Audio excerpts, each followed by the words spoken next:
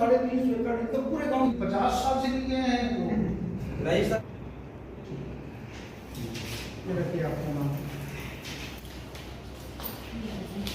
जी। दो बातें थी आज माननीय महोदय कलेक्टर महोदय से।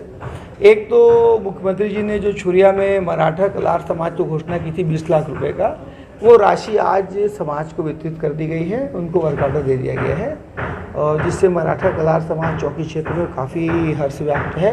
और पहली बार को ऐसा मुख्यमंत्री जिन्होंने मराठा कलार समाज को भी 20 लाख रुपए की राशि दी है।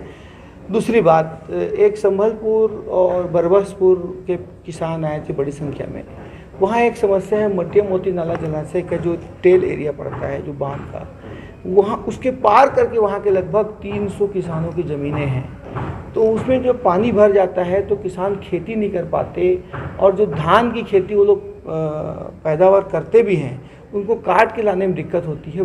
पिछले 50 सालों की ये मांग रही है। मैं उस गांव में गया था, मैंने उस जगह को भी देखा है। वो 3 गांव की तुमड़ी कसा वगैरह सब जगह की एक समस्या है बहुत बड़ी। तो आज उसको लेकर के माननीय कलेक्टर महोदय से मुलाकात हुई है, और कलेक्टर साहब का मैं धन्यवाद देता हूं। उन्होंने कहा है कि 2 दिन के अंदर लगभग उसमें 27 लाख रुपए सैंक्शन करने की बात उन्होंने की है। यदि ये हो जाता है तो बड़ा ऐतिहासिक निर्णय होगा, और मैं इसलिए मुख्यमंत्री को, भूपेश बघेल जी को बहुत धन्यवाद ज्ञापित करता हूं कि उन्होंने पूरे छत्तीसगढ़ में शासन प्रशासन को निर्देश दे के रखा है कि जहां किसानों की दिक्कत हो, जहां किसानों संबंधित की बात हो, उसको प्रशासन प्राथमिकता पूरी करे। और ये केवल और केवल मुख्यमंत्री भूपेश बघेल जी के प्रयासों से संभव हो पा रहा है कि वहाँ भी पुलिया निर्माण होगा और लगभग 300 किसानों को उसमें फ़ायदा मिलेगा।